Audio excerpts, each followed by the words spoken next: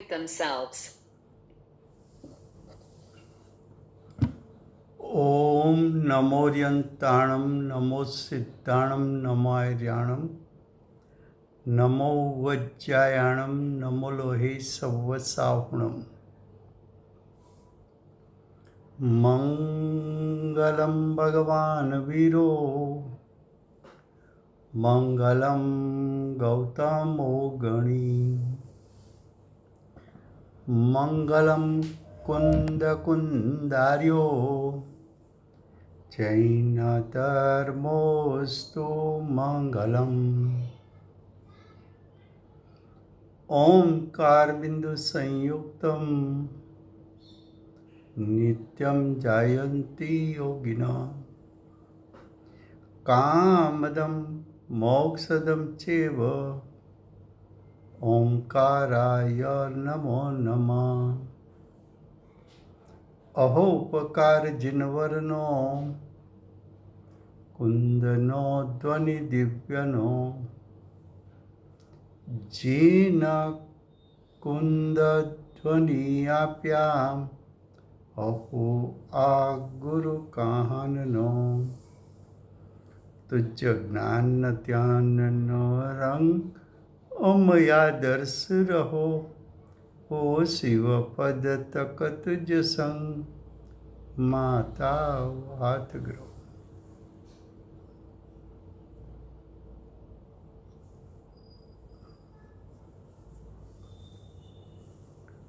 ये समयसार नाम का परम अध्यात्म शास्त्र है। भगवत कुंकुंदाचार्य देव ने मांगलिक करके शुद्धात्मा का शुद्ध त्रिकाल स्वरूप अर्थात समयसार को कहने की प्रतिज्ञा की है। समयसार शास्त्र में चौथा अधिकार आश्रव अधिकार चलता है। आश्रव अधिकार में गाथा 171 परम आए हैं। 171 का विषय है कि ज्ञान गुण का परिणमन बंध का कारण किस प्रकार है, उसकी पूर्व भूमिका बताई थी। आज गाथा 171 उसका हरिगीत, उसके बाद गाथा टीका चलेगी। जो ज्ञान गुणनी जगन्यता मां वर्ततो गुण ज्ञाननो फरी फरी प्रणमतो अन्य रूपमा તેથી તે બંધક કયો। गाथार्थ क्योंकि ज्ञान गुण जगन्य ज्ञान गुण के कारण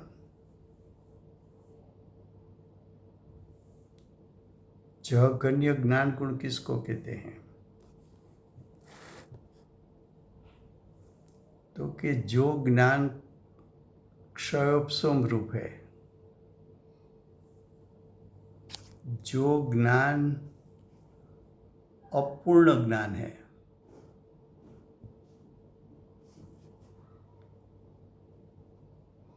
जो ज्ञान पूर्ण खिला हुआ नहीं है, तो मति ज्ञान, श्रुत ज्ञान, अवधि ज्ञान, मनपर्य ज्ञान, वो सब क्षोपसम ज्ञान है।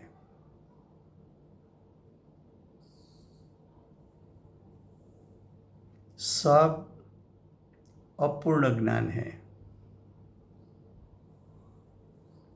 अपूर्ण ज्ञान है तो क्या है, तो कि अपूर्ण ज्ञान विश्व के सभी द्रव्यों को एक समय में एक साथ यानी युगपत जान नहीं सकते।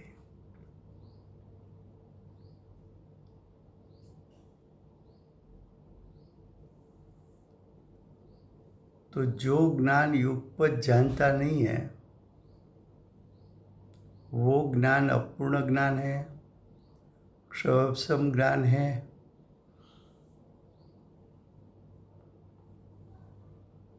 क्षयसम ज्ञान कैसे तरह जानेगा? तो कि एक स्थान पर उपयोग एकाग्र करेगा तब दूसरे विषयों जानने के लिए गौण हो जाता है। एक विषय को मुख्य करके जानेगा। ऐसा जो ज्ञान का परिणमन है वो जघन्य ज्ञान गुण यानी जघन्य ज्ञान का परिणमन के ना है। यहाँ किसके ज्ञान गुण की बात करनी है? तो कि यहाँ ज्ञानी के ज्ञान गुण की बात करनी है।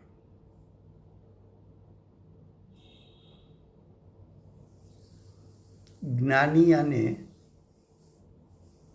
चाहे गणधर हो, चाहे आचार्य हो, चाहे उपाध्याय हो, चाहे साधु हो, चाहे श्रावक हो, श्राविका हो, अर्जिका हो, एलक हो, क्षुल्लक हो कि सम्यक दृष्टि हो,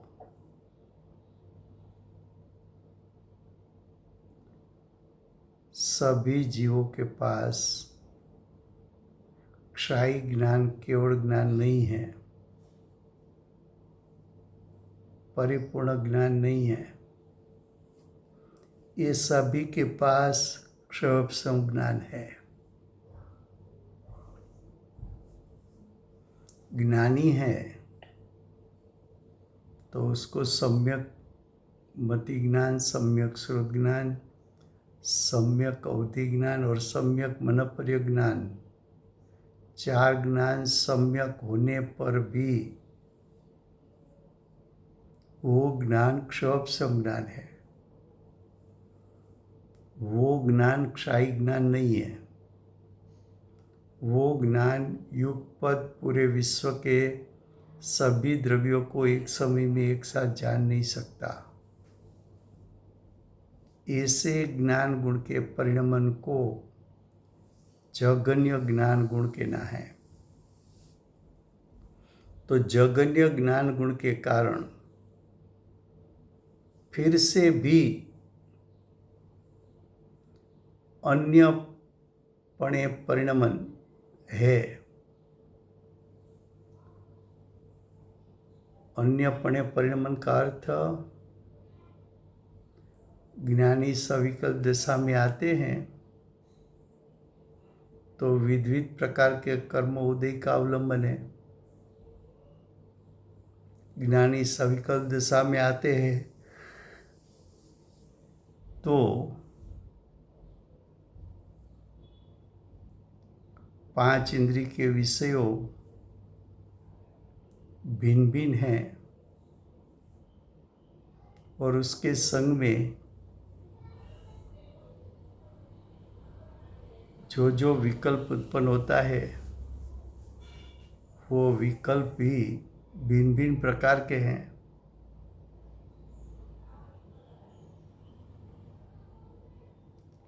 तो भिन्न भिन्न प्रकार के विकल्प रूप परिणमन ज्ञानी का है।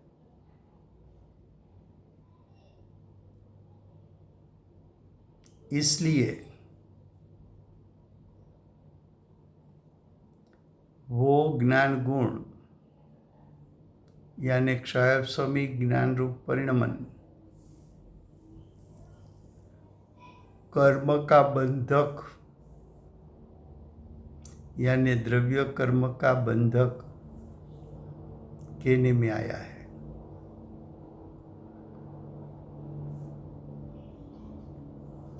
फिर से गुजराती में।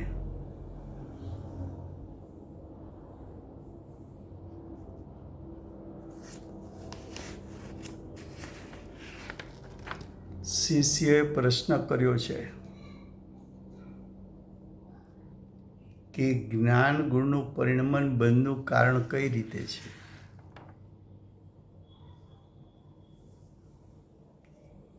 તો અહીંયા આચાર્ય ભગવંત જ્ઞાન ગુણનું કયું પરિણમન બંધનું કારણ છે?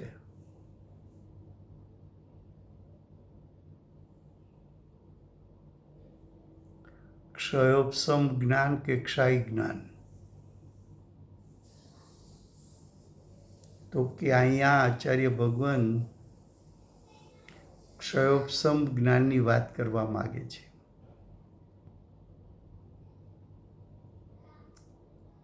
ક્ષયોપશમ જ્ઞાન કોનું ક્ષયોપશમ જ્ઞાન? તો કે સાધકનું 4 થી 12 ગુણસ્થાન સુધીના સાધકનું ક્ષયોપશમ જ્ઞાન,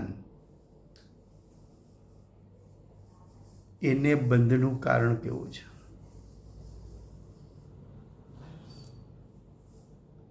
હવે એનો ગાથાર્થ. ગાથાર્થનો અર્થ છે, ગાથાના જે શબ્દ છે એનો અર્થ શું થાય? તો ગાથાર્થ, કારણ કે જ્ઞાન ગુણ જગન્ય જ્ઞાન ગુણને લીધે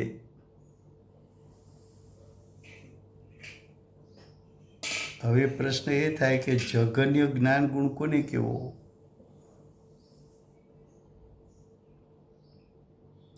તો કે જ્ઞાન ગુણનું જગન્ય પરિણમન.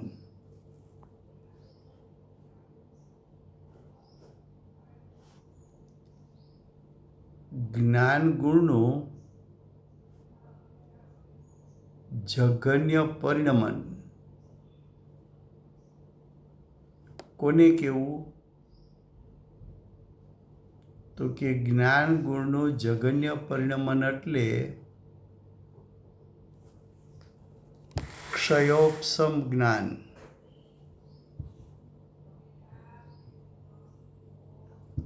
કયું જ્ઞાન?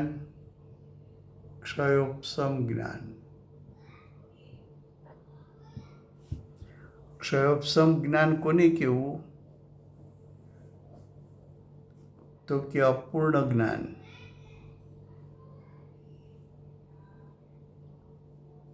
ક્ષયોપશમ જ્ઞાન કોને કહેવું? તો કે અધૂરું જ્ઞાન.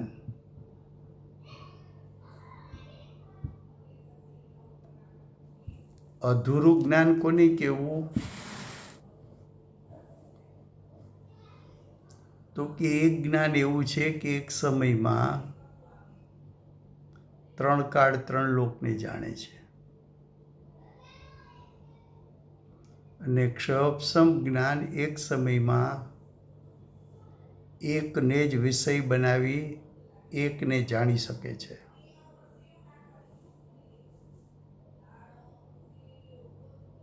તો ક્ષયોપશમ જ્ઞાન અધૂરું છે, અપૂર્ણ છે, એકને વિષય બનાવી શકે છે, યુગપદ જાણી શકતું નથી. જ્યારે ક્ષાયિક જ્ઞાન પૂર્ણ જ્ઞાન છે, જ્ઞાનની પરિપૂર્ણ ખીલવટ છે, એક સમયમાં 3 કાળ 3 લોકને જાણે છે, યુગપદ જ્ઞાન છે. તો ક્ષાયિક જ્ઞાનની સામે ક્ષયોપશમ જ્ઞાનને જગન્ય જ્ઞાન ગુણનું પરિણમન કેવું છે? આ ગાથા કોના માટે છે? તો કે આ ગાથા જ્ઞાની માટે છે.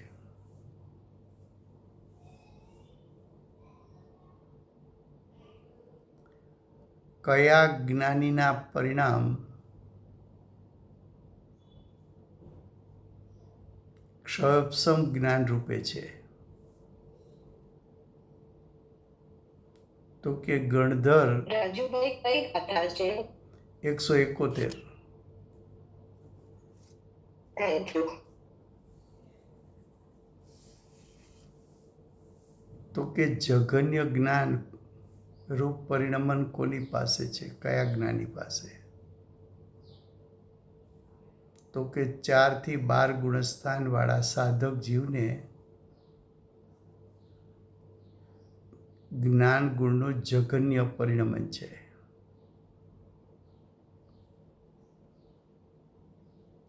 ગણધર હોય, આચાર્ય હોય, ઉપાધ્યાય હોય, સાધુ હોય, શ્રાવક હોય, શ્રાવિકા હોય, અર્ચિકા હોય, એલક હોય, ક્ષુલ્લક હોય કે સમ્યક દ્રષ્ટિ હોય, એ બધા પાસે ક્ષયોપશમ જ્ઞાન છે. જ્ઞાન ગુણનું જઘન્ય પરિણમન છે.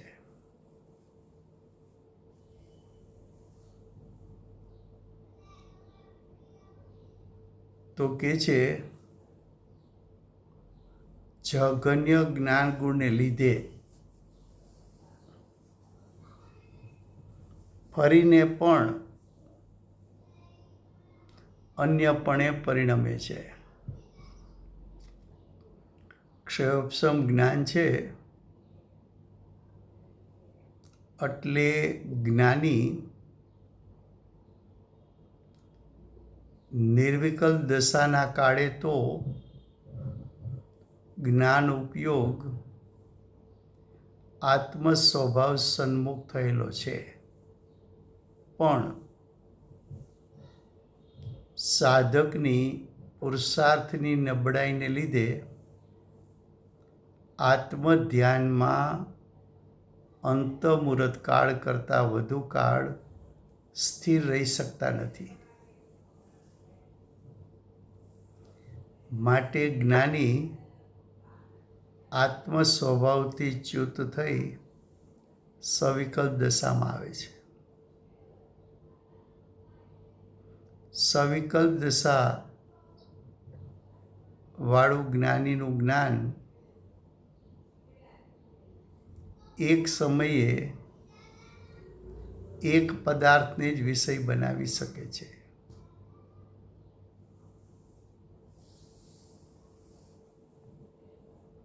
માટે એને વિષયોને મુખ્ય ગૌણ કરવા પડે છે. જેને જાણવું છે તે મુખ્ય, બાકીના ગૌણ. જ્ઞાન જ્યારે મુખ્ય ગુણ કરે છે ત્યારે ચારિત્ર દશામાં, જ્ઞાનીની ચારિત્ર દશામાં રાગ દ્વેષની ઉત્પત્તિ થાય છે. એ ઉત્પન્ન થયેલા રાગ દ્વેષ એ દ્રવ્ય કર્મ બંધનું કારણ બને છે.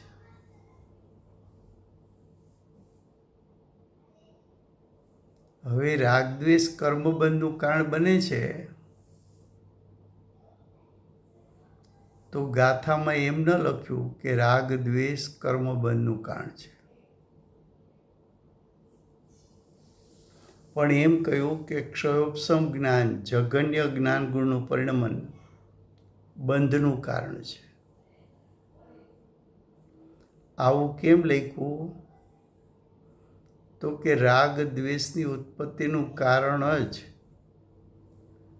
જઘન્ય જ્ઞાન છે, જઘન્ય જ્ઞાનરૂપ પરિણમન.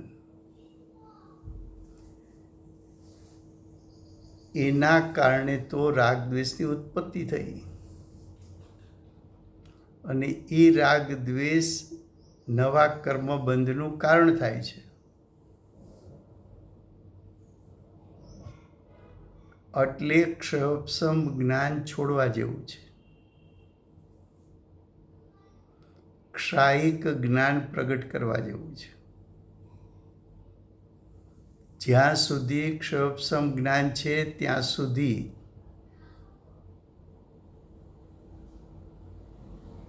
દ્રવ્ય આશ્રવો, દ્રવ્ય કર્મો નવા નવા બંધાય છે.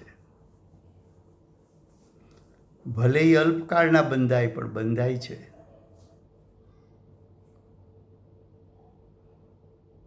તો અહીંયા સાધક જીવ, કાલે પ્રશ્ન હતો ને કે ક્ષાયિક સમ્યક દ્રષ્ટિ હોય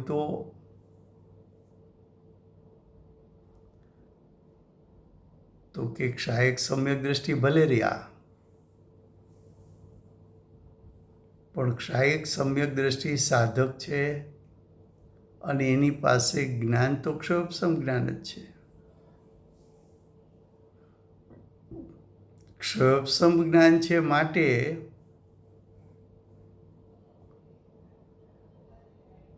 જ્ઞાન અપેક્ષાએ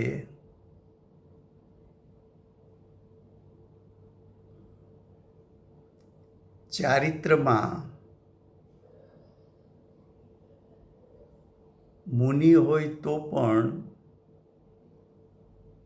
સ્વજ્વલન કસાયના રાગ દ્વેષની ઉત્પત્તિ થાય છે. અને એ રાગ દ્વેષની ઉત્પત્તિ દ્રવ્ય કર્મ બંધનું કારણ બને છે.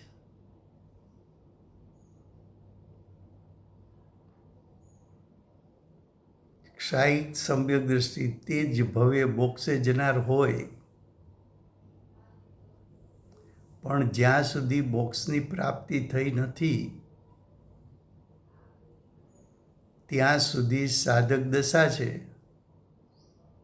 અને ત્યારે ભલે સમ્યક મતિ જ્ઞાન, સમ્યક શ્રુત જ્ઞાન, સમ્યક અવધિ જ્ઞાન, સમ્યક મનપર્ય જ્ઞાન હોય, ચાર જ્ઞાન સમ્યક ભલે હોય, પણ એ ચારેય જ્ઞાન છે ક્ષયોપશમ જ્ઞાન, અધૂરા જ્ઞાન, મુખ્ય ગુણ કરે તેવા જ્ઞાનનો પ્રકાર છે. અને જ્ઞાન મુખ્ય ગુણ કરે છે એટલે રાગદ્વેષની ઉત્પત્તિ થાય છે. ને રાગદ્વેષની ઉત્પત્તિ નવા કર્મબંધનું કારણ બને છે.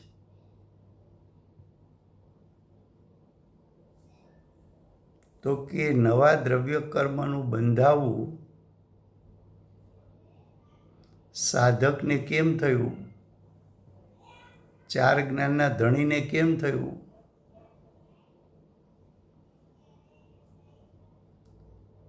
તો કે એની દશામાં રાગદ્વેષની ઉત્પત્તિ થાય છે.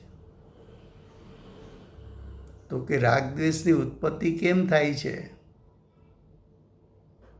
તો કે ક્ષયોપશમ જ્ઞાન છે માટે, જ્ઞાન ગુણનું જઘન્ય પરિણમન છે માટે.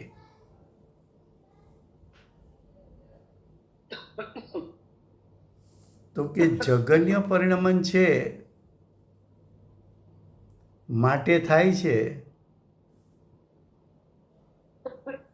All participants are muted and they can unmute themselves. જઘન્ય પરિણમન છે માટે રાગદ્વેષ થાય છે, રાગદ્વેષ થાય છે માટે દ્રવ્ય કર્મ બંધાય છે. તો મૂળ કારણ કોણ? તો કે જ્ઞાનનો ક્ષયોપશમ, અધૂરું જ્ઞાન, જઘન્ય જ્ઞાન ગુણ પરિણમન. માટે એમ ન કીધું કે રાગ દ્વેષ કર્મબંધનું કારણ થાય છે, પણ એમ કહ્યું કે અધૂરું જ્ઞાન એ દ્રવ્ય કર્મબંધનું કારણ બને છે. હવે ટીકા. अब देखो टीका. ज्ञान गुण जब तक जघन्य भाव है, तो कि ज्ञान गुण जब तक का अर्थ क्या? तो कि 4 से 12 गुणस्थान,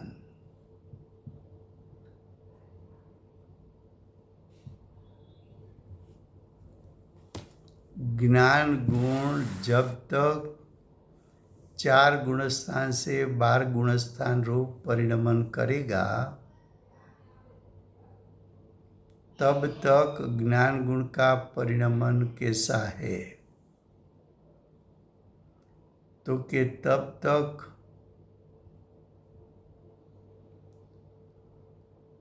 क्षयोपशमिक भाव है। ज्ञान गुण का जघन्य परिणमन है। तीर्थंकर की सभा में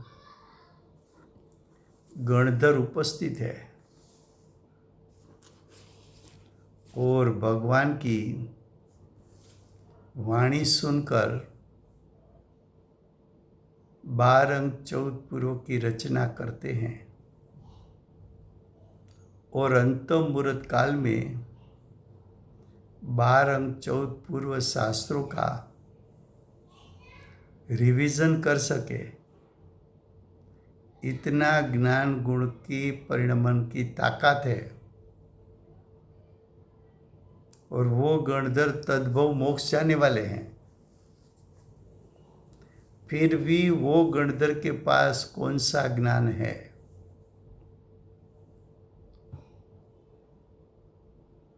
बारंग चौदपुर की रचना करने वाले गणधर के पास क्षाई ज्ञान प्रकट नहीं हुआ है।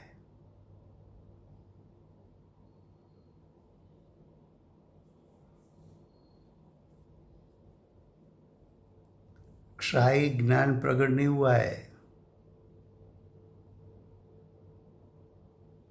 64 रुद्धि के धारक गणधर, क्षयोपशम लब्धि के धारक गणधर, तद्भव मोक्ष में जाने वाले गणधर, 12 अंग 14 पुरों की रचना कर सके ऐसे गणधर 12 अंग 14 पुरों के सभी श्लोकों को अंतमुहूर्त काल में जान सके ऐसा फाट फाट ज्ञान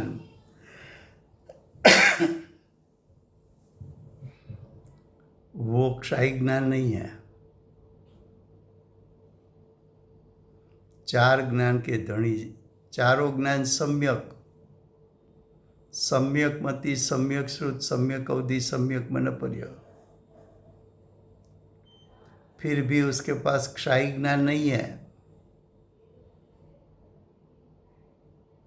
गणधर भी सविकल्प दशा में आते हैं, उसको भी भगवान की वाणी सुनने का विकल्प उत्पन्न होता है। वो भी भगवान की धर्म सभा में भगवान की वाणी सुनने के लिए 2 हाथ जोड़ के तत्पर रहते हैं।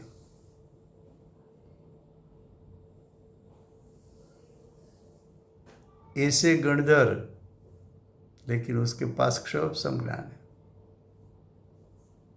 मुख्य गुण होगा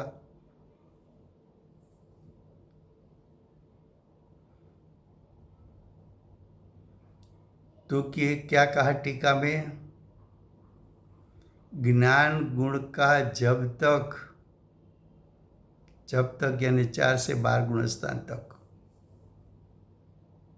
जघन्य भाव है,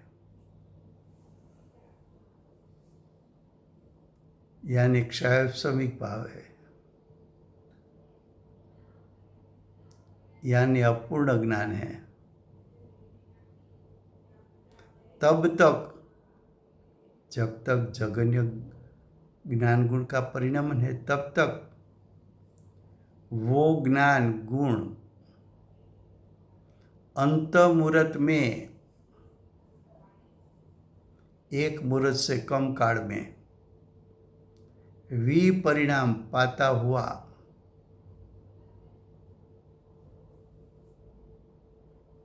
विपरिणाम पाता है। विपरिणाम किसको कहे? तो कि श्रेणियारोहण करने वाले या तो 4, 5, 6 गुणस्थान वाले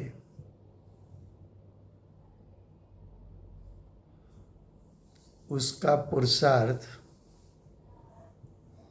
इतना उत्पन्न नहीं हुआ कि उसका उपयोग आत्म स्वभाव सन्मुख हुआ। वो आत्म सन्मुखता सादी अनंत काल तक टिक पाए, ऐसा उत्पन्न नहीं हुआ है।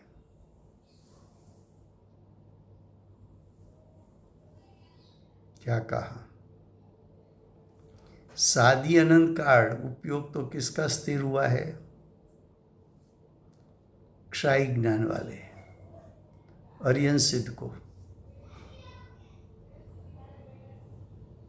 तो साधक को क्या होगा? तो कि साधक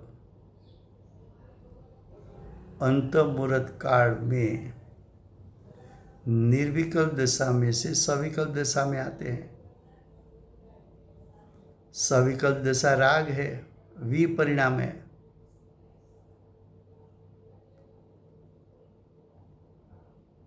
राग आदि की उत्पत्ति होती है, भूमिका अनुसार राग आदि उत्पन्न होता है। विपरिणाम शुभ राग भी उत्पन्न हो सकता है, अशुभ राग भी उत्पन्न हो सकता है। चतुर्थ गुणस्थान वर्ती सम्यक दृष्टि हो, व्रत रहित दशा है,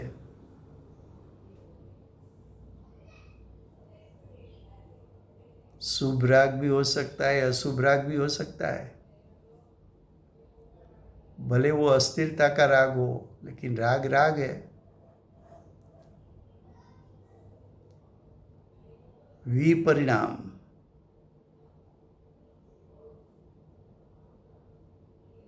देखो, ये बात चलती है ज्ञानी की, लेकिन कहाँ से बात चलती है? दृष्टि से नहीं चलती है, ज्ञान से चलती है ये बात। दृष्टि अपेक्षा से तो ज्ञानी कैसा है? निराश्रव, द्रव्य कर्म का बंध नहीं, ऐसा कहा।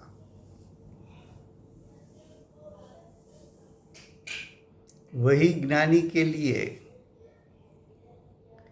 ज्ञान की अपेक्षा से बात करे, चारित्र के दोष की ओर से बात करे, तो वो ज्ञानी को दो धारा चलती है। जितनी शुद्धता इतनी ज्ञान धारा, जितनी अशुद्धता इतनी कर्म धारा।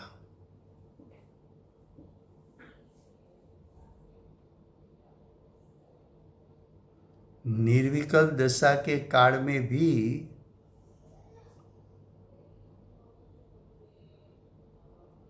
आत्मसन्मुखता का जो भाव है,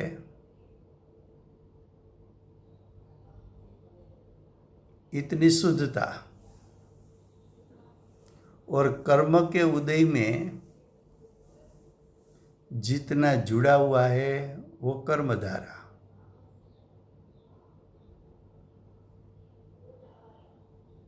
और ज्ञान से बात करें तो क्षयोपशम ज्ञान है, क्षय ज्ञान प्रगटा नहीं। क्षयोपशम ज्ञान वाला ज्ञानी अंतर्मुहूर्त में तो स्वभाव से च्युत होकर विकल्प में आता है। वो विकल्प तो राग आदि है, विपरिणाम है।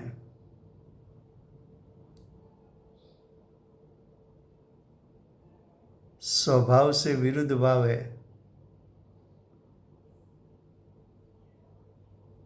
तो विपरिणाम पाता है इसलिए फिर से भी उसका अन्यपणे परिणमन होता है।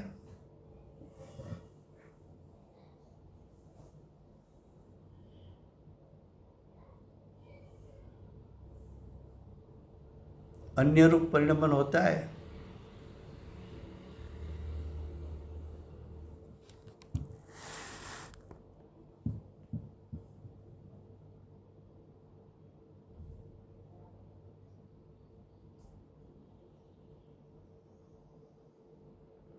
वो ज्ञान गुण का जगन्य भाव रूप परिणमन।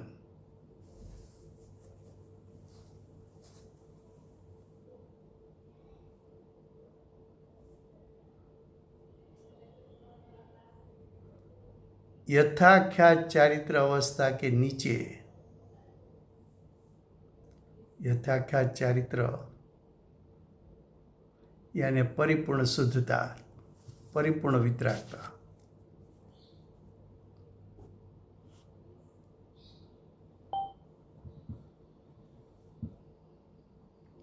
यथाख्यात यानी परिपूर्ण शुद्ध चारित्र,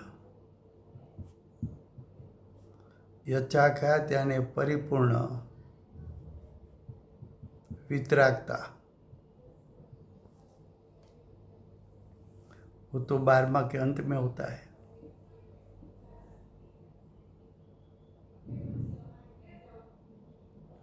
तो कि जब तक परिपूर्ण शुद्धता नहीं प्रगटती, जब तक परिपूर्ण वितरागता प्रगटती नहीं है, यानी यथाख्यात चारित्र से परिणमन नीचा हो, वो जीव को अवश्य राग का सद्भाव होने से वो राग बंध का कारण ही है। क्या कहा?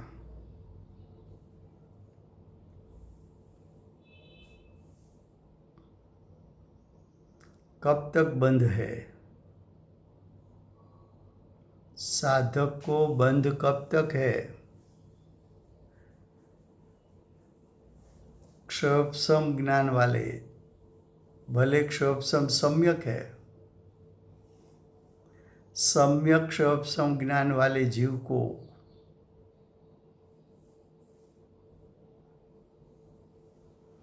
आचार्य उपाध्याय साधु को, श्रावक श्राविका को, अर्जिका को, इलक छुलक को, सम्यक दृष्टि को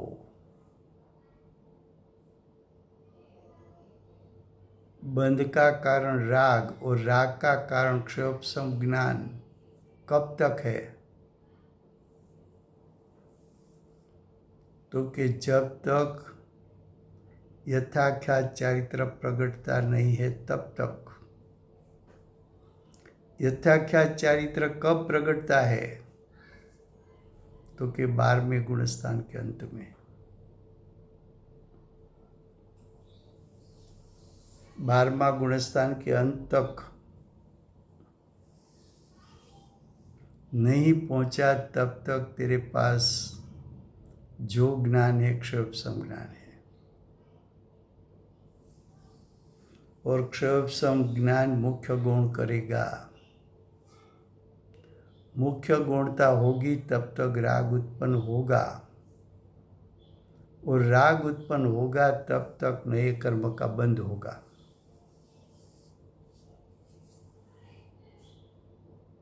तो ये हुई टीका, फिर से गुजराती में।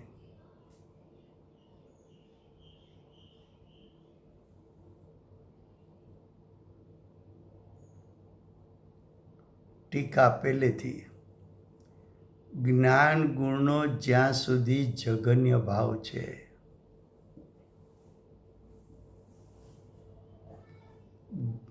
જ્યાં સુધી શબ્દનો અર્થ શું કરવો? તો કે 4 થી 12 ગુણસ્થાન સુધી 4થી 12 ગુણસ્થાન કેમ લીધા? તો કે અહીં જ્ઞાનીની વાત કરવી છે, સાધકની વાત કરવી છે.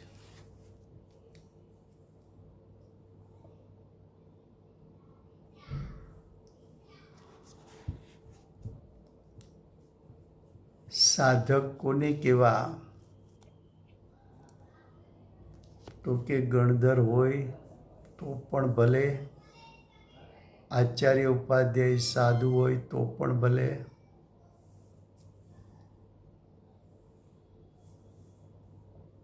શ્રાવક શ્રાવિકા અર્ચિકા એલક છુલ્લક હોય તોય ભલે, સમ્યક દ્રષ્ટિ હોય તોય ભલે.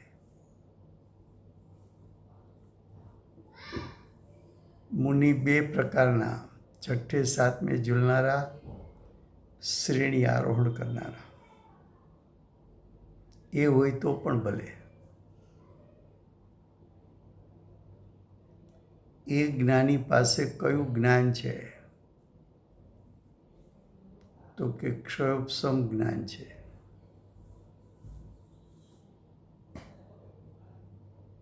બધા જ્ઞાની પાસે 4 સમ્યક જ્ઞાન હોતા નથી. સમ્યક મતિ, સમ્યક શ્રુત, સમ્યક અવધિ, સમ્યક મનપર્ય.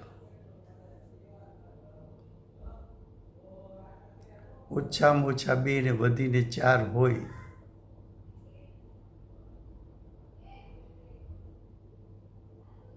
પણ એ 4 જ્ઞાન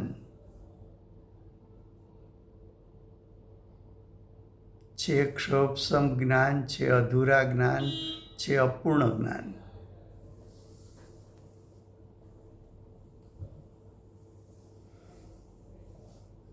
ચાર જ્ઞાનના ધણી એવા ગણધર તે જ ભવે મોક્ષે જાય છે, છતાં જ્યાં સુધી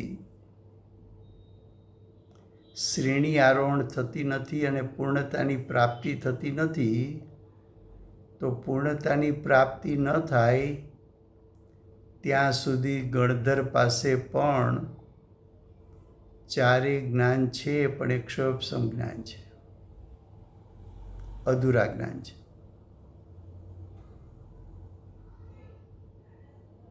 તો કે છે જ્ઞાન ગુણનો જ્યાં સુધી, એટલે 4થી 12 ગુણસ્થાન સુધી જગન્ય ભાવ છે, એટલે ક્ષયોપશમિક ભાવ છે. પંડિતજીએ બ્રેકેટમાં જો લખ્યું છે ક્ષયોપશમિક ભાવ છે, ક્ષાયિક ભાવ નથી લખ્યું.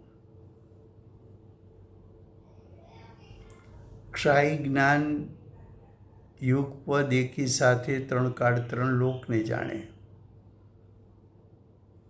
જ્યારે ક્ષયોપશમ જ્ઞાન ક્રમે એક પછી એક વિષયને જાણે.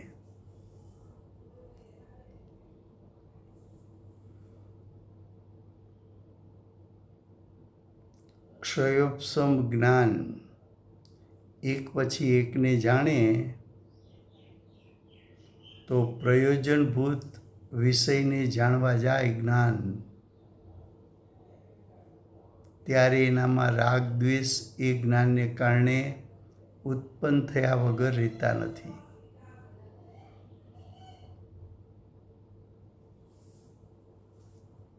જ્ઞાની છે જ્ઞાની,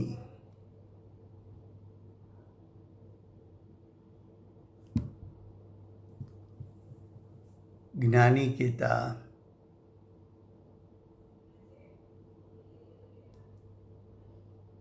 સમ્યક દ્રષ્ટિ શ્રાવક શ્રાવિકા કે મુનિ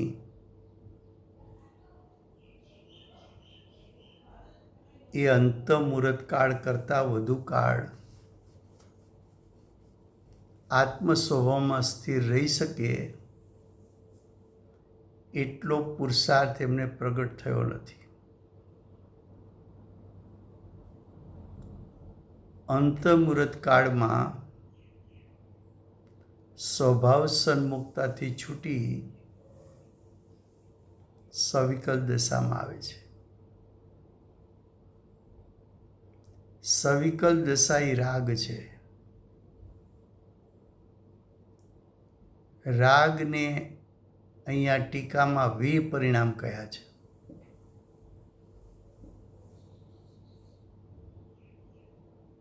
તો કે છે કે જ્ઞાન ગુણ જ્યાં સુધી એટલે 4 થી 12 ગુણસ્થાન સુધી જઘન્ય ભાવ છે ત્યાં સુધી તે જ્ઞાન ગુણ અંતમુહૂર્તમાં એટલે અંતમુહૂર્ત કાળમાં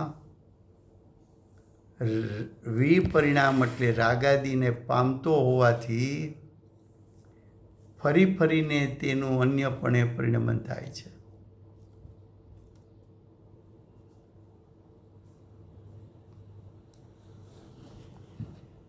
અન્યને વિષય બનાવે છે માટે અન્ય પરિણામ થાય છે.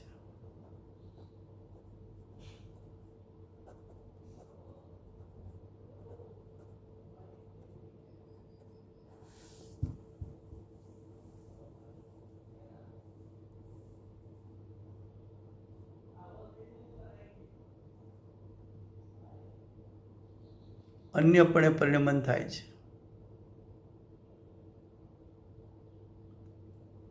તે જ્ઞાન ગુણનું જગન્ય ભાવે પરિણમન એટલે ક્ષોભસમ જ્ઞાન રૂપે પરિણમન. તો કે આ ક્ષોભસમ રૂપનું પરિણમન ક્યાં સુધી થાય?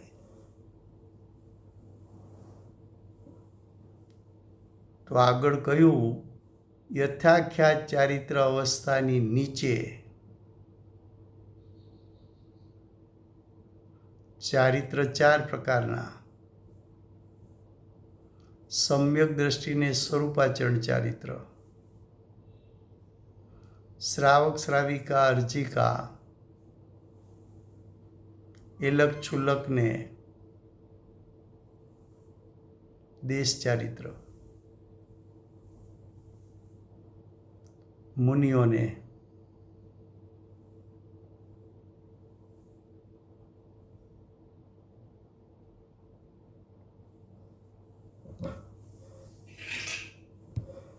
મુનિઓને કયું ચારિત્ર છે? સકલ ચારિત્ર. અને યથાખ્યાત ચારિત્ર શ્રેણી આરોહણ માં 4 પ્રકારના ધ્યાન. યથાખ્યાત ચારિત્રમાં પરિપૂર્ણ શુદ્ધતા 12માના અંતે.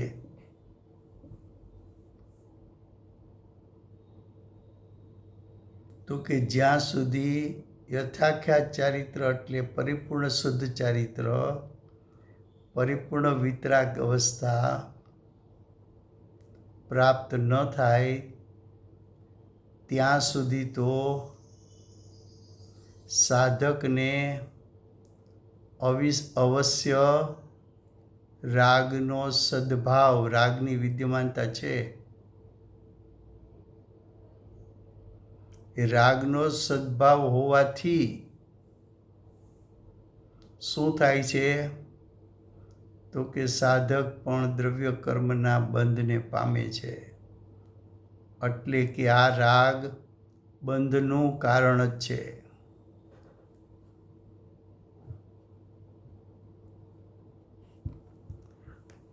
બંધનું કારણ રાગ, પણ રાગનું કારણ કોણ?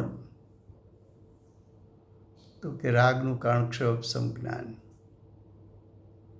માટે શું કહ્યું? ક્ષોભસમ જ્ઞાન બંધનું કારણ છે. ક્ષોભસમ જ્ઞાન માટે શબ્દ પ્રયોગ કયો કર્યો? તો કે જ્ઞાન ગુણનું જઘન્ય પરિણમન.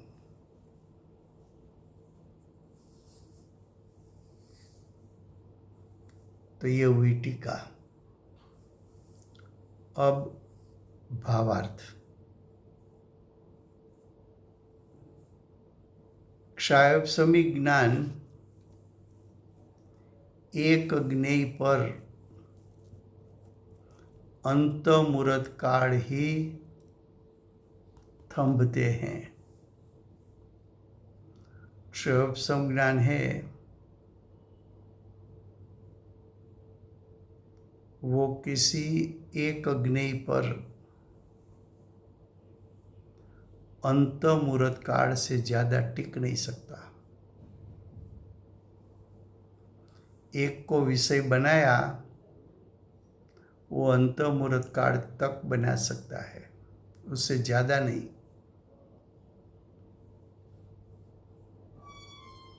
अंत मुहूर्त का अर्थ है एक मुहूर्त से अंदर का काल। एक मुहूर्त से अंदर, एक मुहूर्त से कम,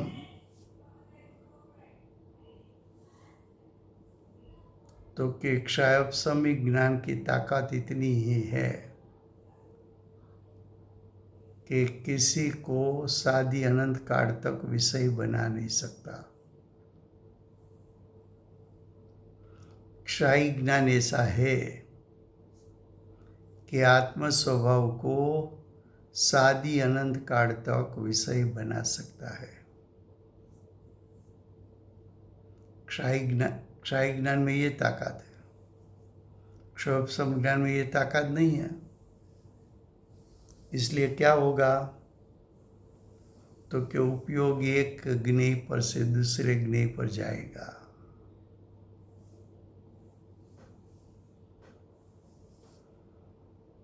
एक विषय को मुख्य किया अंत मुहूर्त काल, उसके बाद उसको गौण करके दूसरे ज्ञेय को मुख्य करेगा। तो क्षोभसम ज्ञान एक ज्ञेय को कब तक विषय बना सकता है, तो कि अंत मुहूर्त काल। बाद में तो क्या उपयोग पलटेगा। पलट पर कहाँ जाएगा, तो कि वो ज्ञान को जो विषय मुख्य लगता है उसको विषय बनाएगा। जिसकी मुख्यता है उसके प्रति राग है, तो राग की उत्पत्ति होगी। क्या कहा भावार्थ फिर से, क्षायोपशमी ज्ञान एक ज्ञेय पर से अंत मुहूर्त तक थम सकता है, बाद में अवश्य अन्य ज्ञेय का अवलंबन लेगा। तो क्षोभसम ज्ञान वाला प्रत्येक अंत मुहूर्त काल में दूसरे दूसरे ज्ञेयों को विषय बनाएगा। इसलिए ज्ञान उपयोग अन्यपणे परिणमन करेगा। अन्य रूप परिणमन करेगा तो राग द्वेष उत्पन्न होंगे। आगे स्वरूप में भी वो अंत मुहूर्त ही टिक सकता है। साधक जीव है, सम्यक दृष्टि है, श्रावक है कि मुनि है, ज्ञानी है, साधक है, उसका उपयोग अपने आत्म स्वभाव में कितने काल तक स्थिर रहेगा, तो कि वहां भी अंत मुहूर्त काल से ज्यादा टिकेगा नहीं। और ज्यादा टिका तो कि तो क्षायी ज्ञान प्रकट हो जाएगा।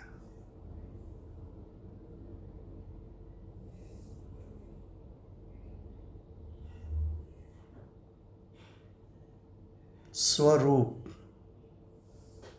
स्वरूप का अर्थ स्वस्वभाव। ज्ञानी स्वस्वभाव में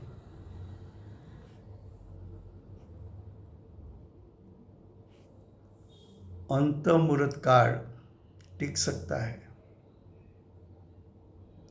बाद में विपरिणाम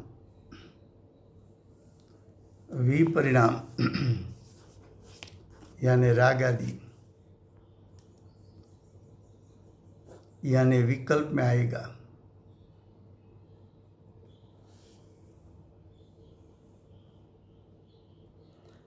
परिणाम पाता है,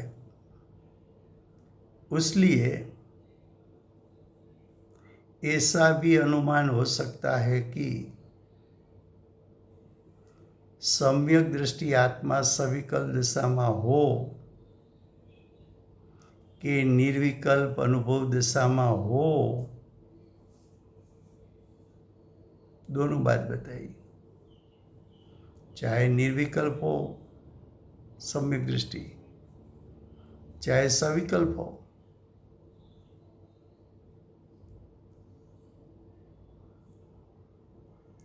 यथाख्यात चारित्र अवस्था हुए पहले हुए बिना, जब तक यथाख्यात चारित्र अवस्था प्रकट नहीं होगी तब तक उसको यानी सम्यक दृष्टि को अवश्य यानी निश्चितपणे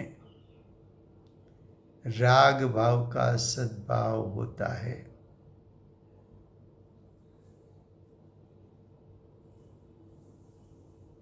और राग होने से बंध यानी द्रव्य कर्म का बंध, राग है वो भाव कर्म है, राग से द्रव्य कर्म बंध भी होता है। इसलिए ज्ञान गुण का जगन्य भाव को बंध का हेतु यानी कारण कहने में आया है। देखो,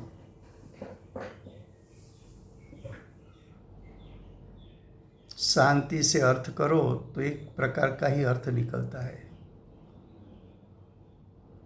क्या बताया?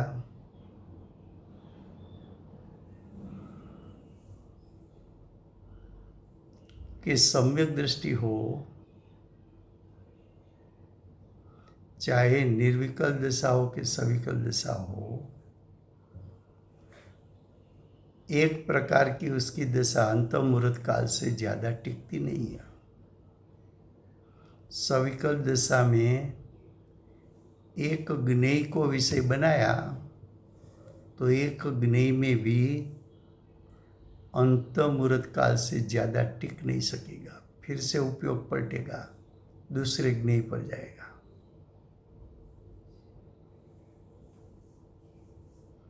तो कि ऐसा कब तक होता है? तो कि जब तक परिपूर्ण शुद्ध चारित्र नहीं प्रकटता, जब तक परिपूर्ण वितरागता नहीं प्रकटती, यानी जब तक यथाख्यात चारित्र प्रकट नहीं होता, तब तक साधक दशा है, तब तक क्षोभ संज्ञान है, तब तक एक को अंतर्मुहूर्त काल से ज्यादा विषय नहीं बना पाएगा। स्वभाव की सन्मुखता भी अंतर्मुहूर्त काल से ज्यादा नहीं चलेगी। तो सविकल्प दशा में आएगा तो राग उत्पन्न होगा, राग उत्पन्न होगा तो द्रव्य कर्म का बंध होगा। तो कि राग की उत्पत्ति का कारण क्षोभ संज्ञान है, इसलिए कर्म बंध का कारण भी क्षोभ संज्ञान है। लो, समय हुआ है।